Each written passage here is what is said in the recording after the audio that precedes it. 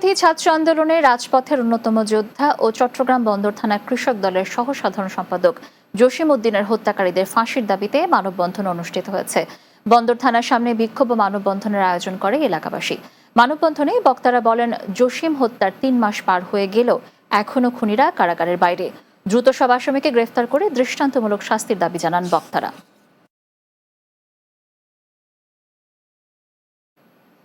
Save the humanity বাংলাদেশের চট্টগ্রাম জেলা কমিটির অভিষেক ও আলোচনা সভা অনুষ্ঠিত হয়েছে।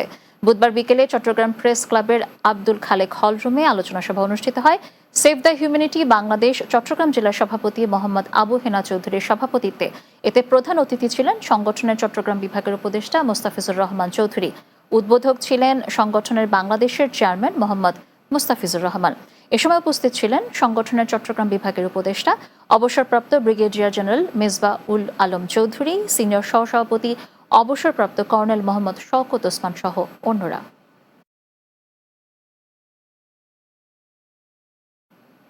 চট্টগ্রামের সাতকানিয়া উপজেলার স্বনামধন্য দ্বীনী শিক্ষা প্রতিষ্ঠান সলিমা নূর মহিলা মাদ্রাসার বার্ষিক পুরস্কার বিতরণ ও অভিভাবক সম্মেলন অনুষ্ঠিত হয়েছে।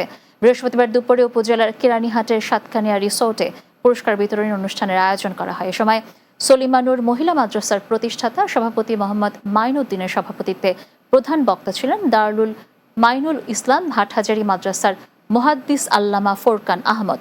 এছাড়া উপস্থিত ছিলেন জাতীয়তাবাদী আইনজীবী ফোরাম চট্টগ্রামের সভাপতি রফিক আহমদ, মাদ্রাসার উপদেষ্টা আবুল কাশেম তালুকদার, বিশিষ্ট শিল্পপতি ও সমাজসেবক ডক্টর রাসেল রহমান সহ অন্যরা।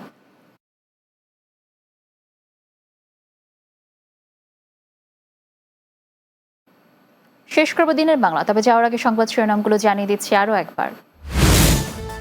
গণতান্ত্রিক বাংলাদেশ বিনির্মাণে একযোগে কাজ করার আহ্বান খালেদা জিয়ার। সংস্কার ও নির্বাচন নিয়ে ধূম্রজাল সৃষ্টি করা হচ্ছে বললেন তারেক রহমান। ইনফ্যান্ট্রি রেজিমেন্ট সদস্যদের প্রয়োজনে জীবন উৎসর্গে প্রস্তুত থাকার আহ্বান সেনা প্রধানের। রেজিমেন্টকে আরও আধুনিক করার আশ্বাস। পরিস্থিতি স্বাভাবিক রাখতে আইন শৃঙ্খলা বাহিনীর সদস্যদের সতর্ক থাকার নির্দেশ স্বরাষ্ট্র উপদেষ্টার। রাজধানীর কয়েকটি থানা ঝটিকা পরিদর্শন।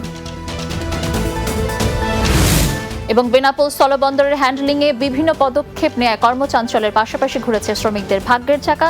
দ্বিগুণ পারিশ্রমিক নিয়ে বাড়ি ফিরছেন তারা।